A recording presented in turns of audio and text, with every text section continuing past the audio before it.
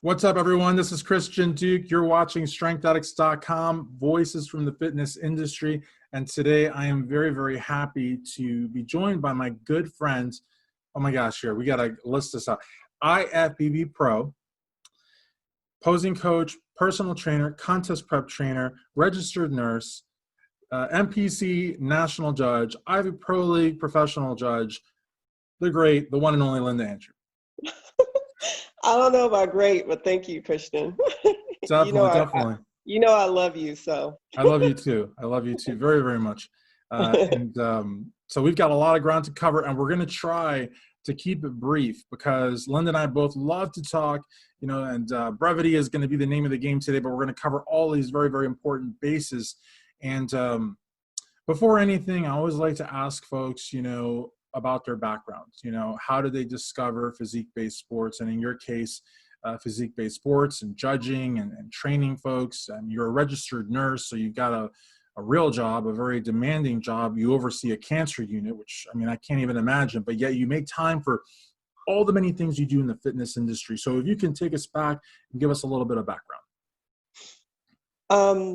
So I was originally, I'm an immigrant, originally from Ghana, West Africa, and been here since I was 8 years old. Me, my mom, and my two brothers, which one, by the way, is a cop. Very proud of that. And we've always been into sports. Track is my background, but really never was consistent in the gym. In fact, I hated the gym. I hated the smell of it. Never really exercised. After my last child, my youngest was born, I put on a lot of weight. In fact, I put on 60 to 70 pounds. And so there was a good friend of mine, Pam, she was York at that time. She's Slimmons now. She's a pro physique. She used to be figure pro. She and I worked together for years in critical care as a critical care practicing bedside nurses. And I remember she used to compete and she'd always be in shape, and we'd always try to talk her into training us, but she was so busy at that time she couldn't. And so long story short, I was just having health issues, back, knees, and I was young, like in my 30s at that time. I couldn't go up the stairs without being short of breath. And thankfully, she had put out flyers at work that she was personally training. And at that time, I just wanted to lose my belly fat and, just try to get healthy and start training with her. She talked to me and put me on this strange diet I've never heard. Who hears about eating frequently small meals? No, I was used to eating one meal. And so after like a month of doing that consistently, I started shedding pounds. And I was like, whoa. And she was like, keep going. And so I started shedding more pounds. And when she saw my shape, she was like, oh, you have a nice shape. You should think about doing this sport. And I'm like, what sport? She's like, bodybuilding. I'm like, what is that? And then she showed me a picture of what she actually did. And I was like, girl, I'm not wearing that in public. I'm a mom. I have kids. Who does that? But over time, she talked me into doing one show. I was only supposed to do one show. And, long story short, it turned out into me doing many shows with her guidance and her support, and just fell in love with the sport. It's an addiction that I'll forever be grateful for, because it's a positive, healthy addiction if you do it the right way. Met a lot of friends like you, a lot of inspirations along the way. And the sport, I think, actually, in a way, saved my life, because I don't think I would have led a healthy lifestyle if it hadn't been for me being a part of this, the fitness world. So I'm very appreciative to Pam and Arnold and everybody that's Lawan that's helped me along the way. you know, be better physically and mentally. So. Absolutely. And you know, in addition to being an IFBB Pro, you know, you dove head first, I guess is a saying, like you just went all into judging. So, you know, that's what you do now, but you also did some really, really good work with NPC News Online, doing some great contest coverage, which I always love watching those videos. And I know you don't do that so much now because, again, you're focused on judging, but you did some fantastic contest coverage, I must say. Oh, thank you. Oh my God, I was so nervous. JM asked me just on the whim years ago at one of Gary's show. I don't remember if it was the teen or the North American. And quite frankly, I'm scared of public speaking. It makes me so nervous. Like, Well, I'm nervous now talking to you, and we talk right. all the time.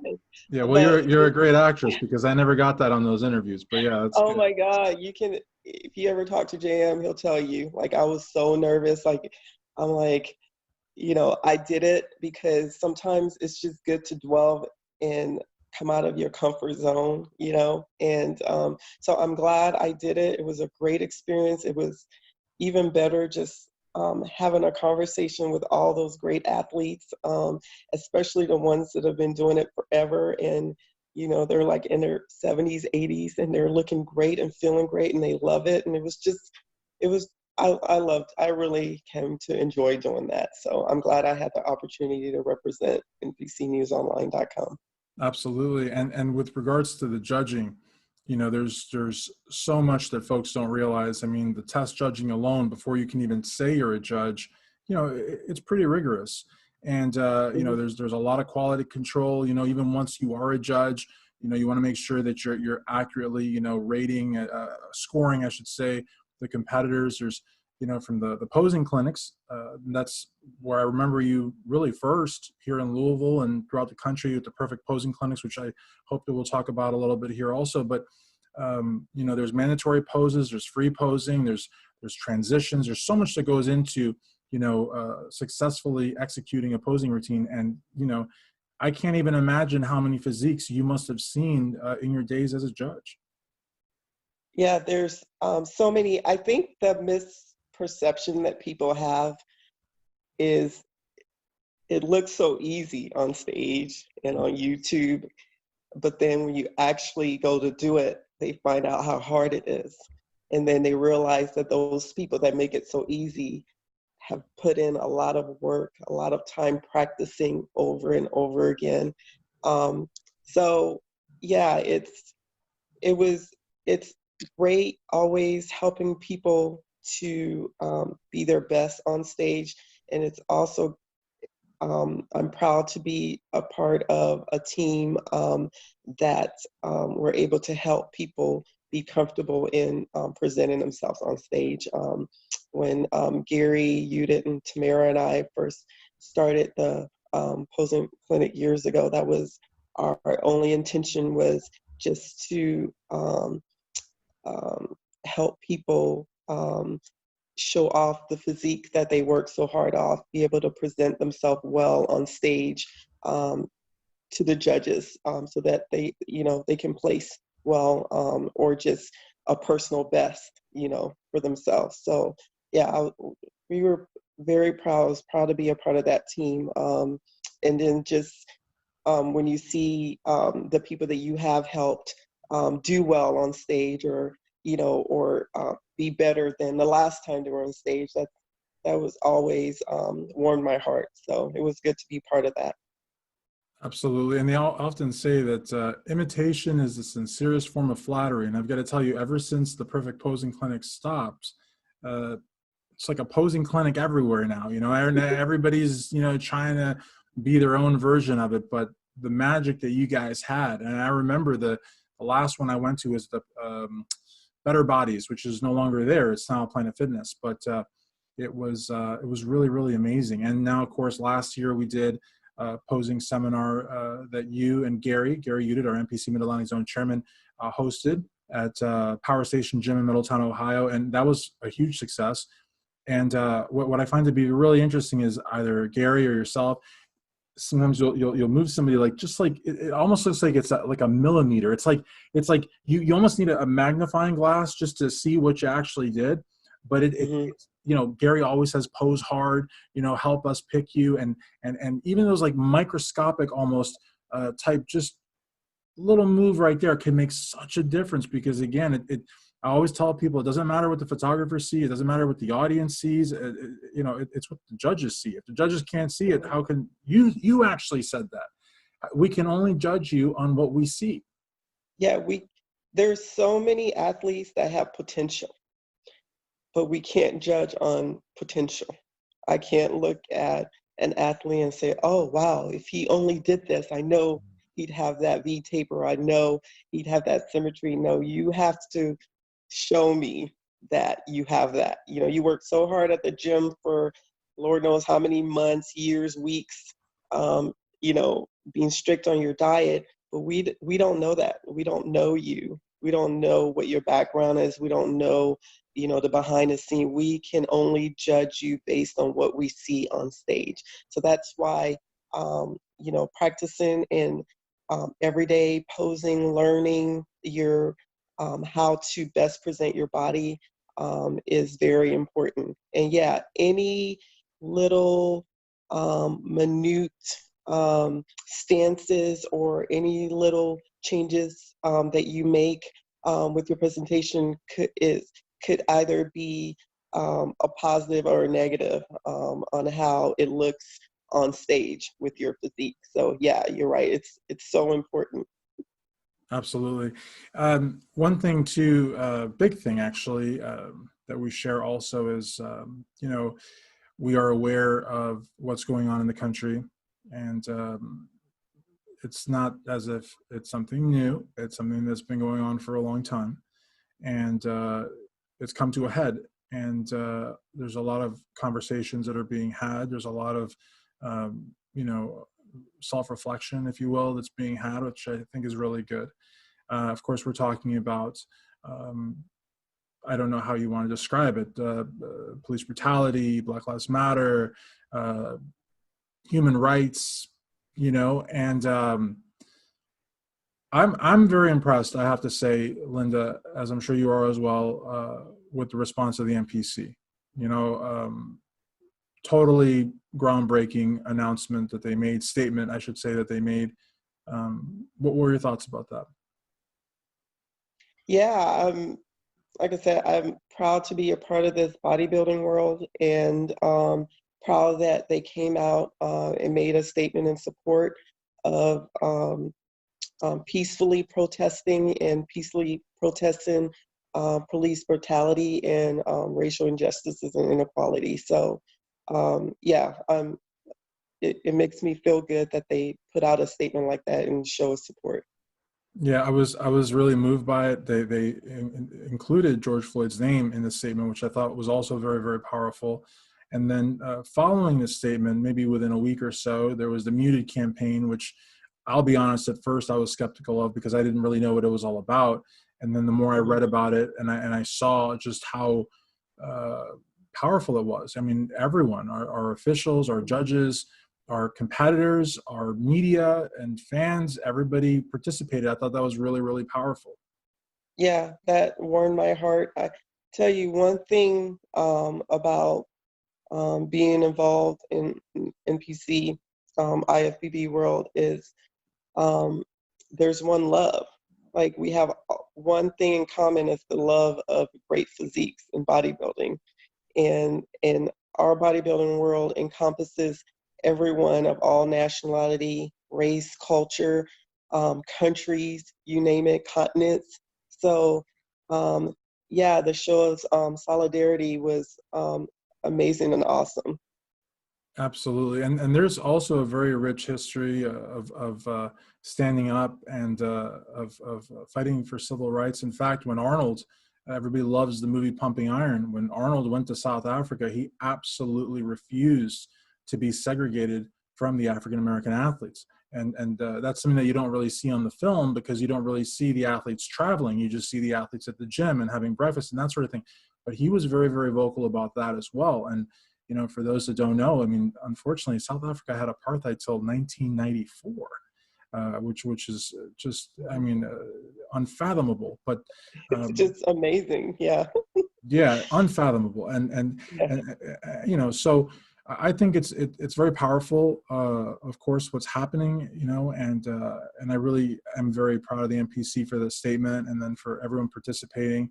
And what was it now? A couple of weeks ago, I went up to Columbus, Ohio, and I was really blessed to be able to Yeah. go to march with you and Becky Yeah. Clawson. Yes, that was awesome. I still get goosies thinking about it. Yeah.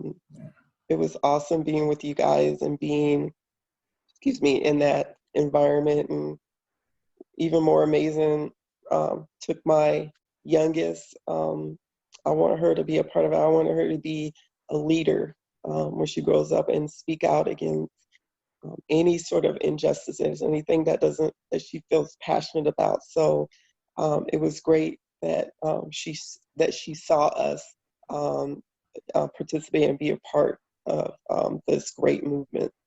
Absolutely. And speaking about this great movement, also, we went to two different events. We went to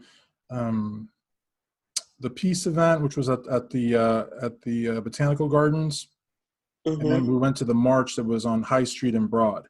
And Mm-hmm. in neither one of these instances was there any looting, was there any criminal element.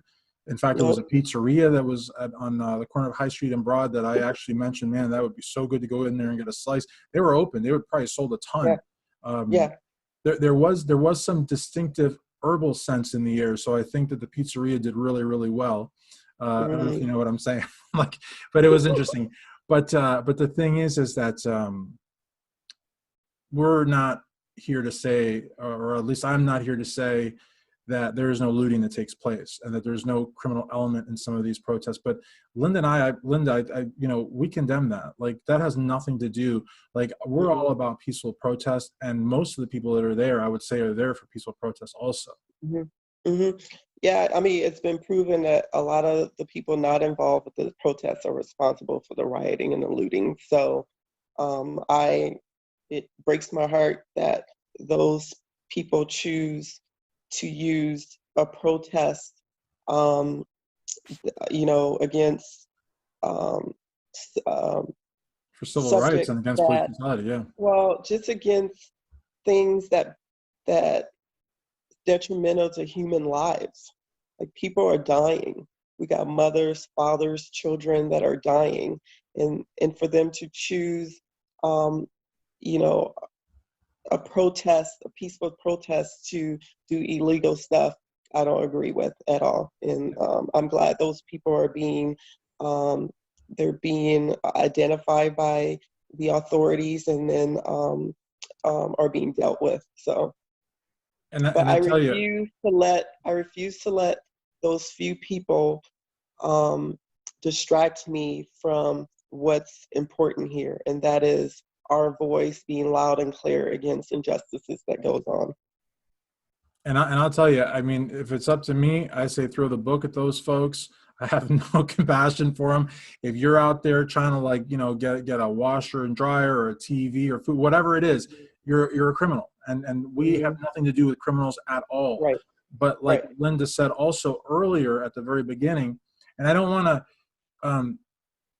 to bring this up just to make my point, but it also really cements my point. This is not an anti-police movement at all. Linda's brother's a police officer. In fact, we were looking for him at the protest on Broad and High. I don't know how you say which street first, but you know, it's not. And in fact, just about like a couple of days ago, I think you posted an article about a couple of, I believe they were BLM activists that bought police officers their breakfast at Cracker Barrel, and they were like some people, not the officers, but some people on social media were really surprised, and they really shouldn't be, because it's not an anti-police movement. It's not about that.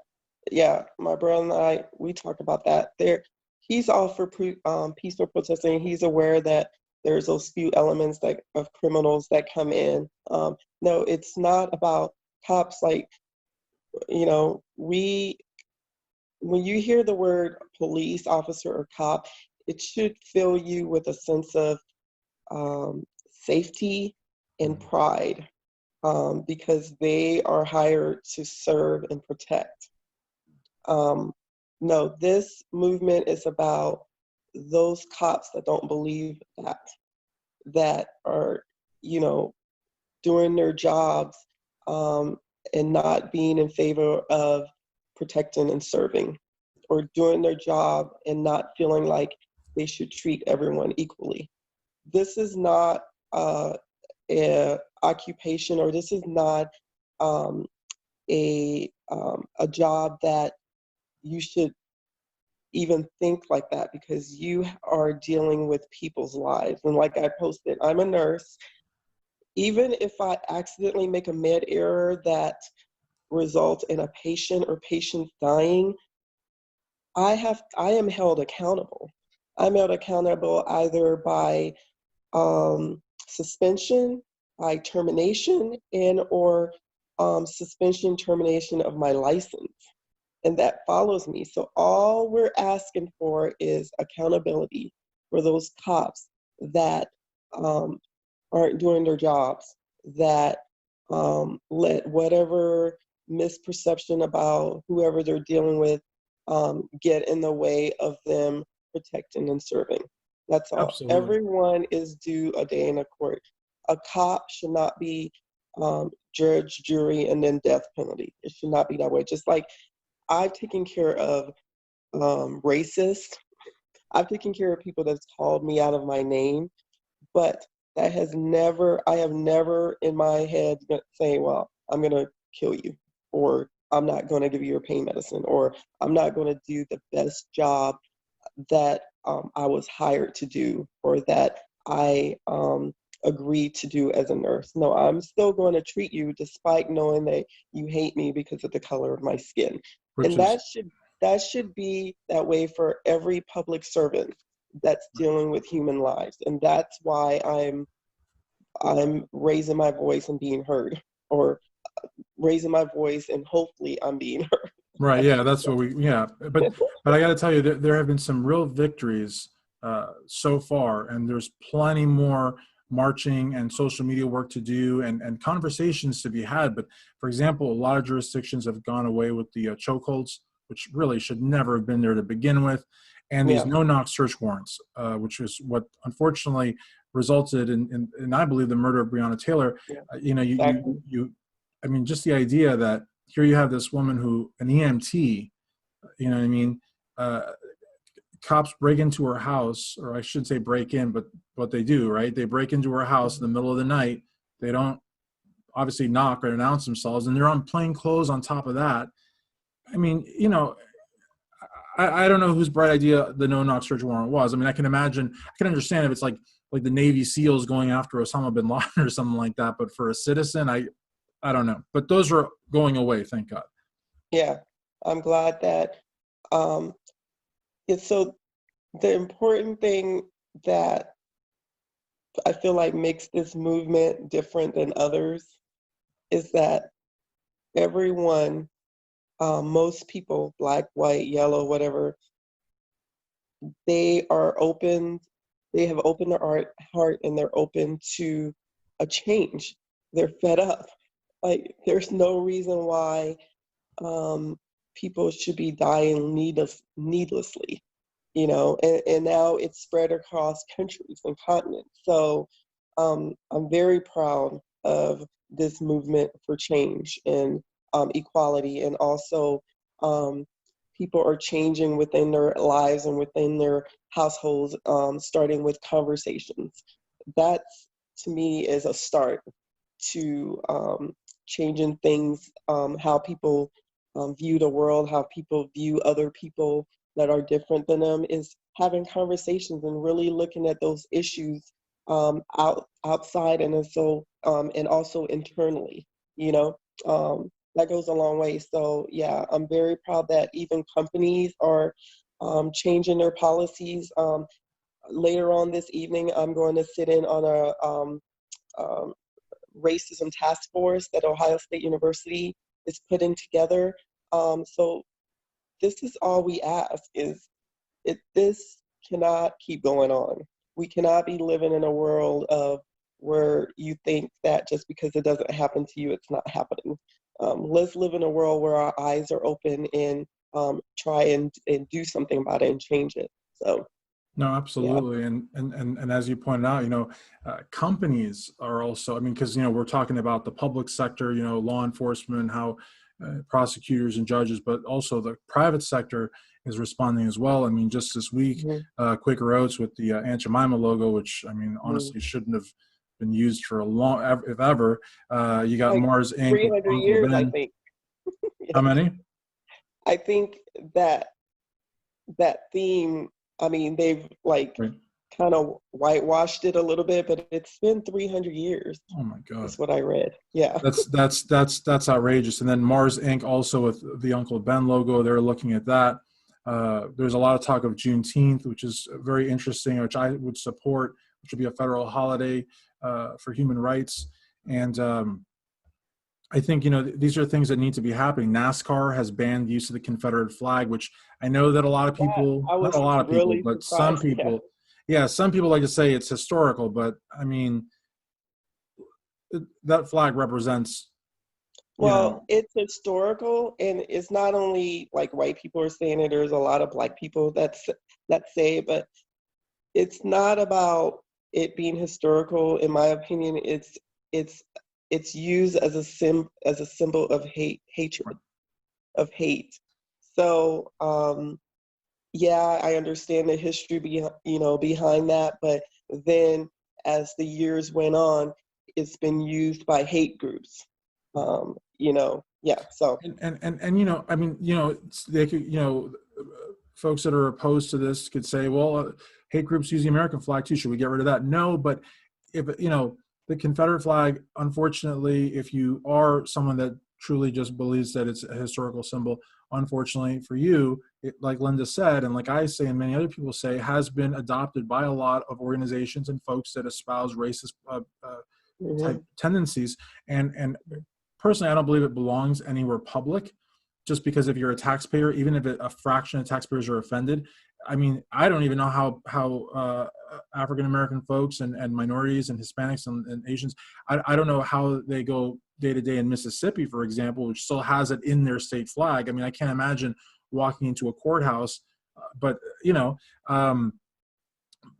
these are just important conversations. At the end of the day, what we're talking about are conversations, just, exchanging our ideas, maybe finding some common ground, maybe being able to move forward. Most of the people today that are raising their kids, unfortunately, in that type of mentality, did not grow up in segregation, never saw segregation. They have chosen to adopt this and pass this on. And I can't imagine a bigger wrong that they can do for society, but hopefully just conversation will help, and at the end of the day, we can only hope that, we fight this battle and win against racism,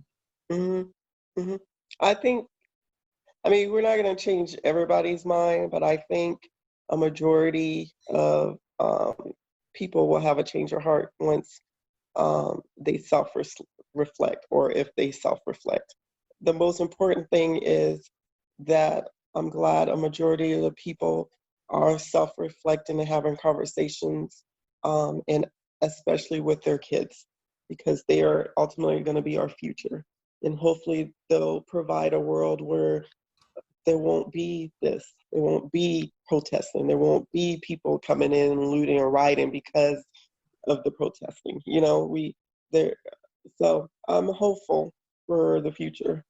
I'm also hopeful for the present because things are slowly changing. Absolutely. Absolutely. Well, I really want to thank you for taking the time. We could talk a lot more, but Linda does have. I sorry to interrupt, because I do want to add, for all the competitors out there that want information on shows, NPC MidAtlantic Zone, there's tons of information on the website, www.npcmidatlantic.com. They can go on there and find up-to-date information about shows, which shows are going on, which shows are not happening. And then also, if there are shows that they've prepped for and they're wondering if that show is going to go on or not, as soon as the promoter has word, they will get that information out. And most of the time, it's on that website. Absolutely. Also, a couple things just to remind everybody that the North American is still going on September 2 through the 5th. That's September 2nd through the 5th. And also the team collegiate and masters has now been moved to October 12th through 15th. So Right. people have more time to prep, and it's in between Olympia. So so there's lots of opportunity to still compete and show off the fabulous physique that you work so hard for. Absolutely. And don't forget the Olympia, December 17th through the 20th, now at the Planet Hollywood in the heart of the Las Vegas Strip, and the Zappos Theater. I mean, that's a game changer right there. So again, Yes, it's a whole new era. I kept thinking it was still in September. I forgot they changed it to December. So thank you. So now Right. people can compete and then go enjoy the Olympia. So. Right. So I want to thank you so very, very much, Linda, for taking the time. Linda had about a 20-minute window and we nailed it. So I'm really happy. Like I said, we covered a lot of bases, but I really hope that you guys enjoyed this interview. I want to thank my good friend, IFBB Pro judge, guru, trainer, posing expert, registered nurse, just all around awesome person, Linda Andrew, for doing this interview. And I want to thank you, Christian. First of all, you're a great person, great friend, great lawyer, and I really appreciate you doing these interviews and having conversations about bodybuilding and then social events. So thank you. It was my pleasure. Absolutely. So for IFBB Pro, Linda Andrew, this is Christian Duke, strengthaddicts.com. Bye, everybody.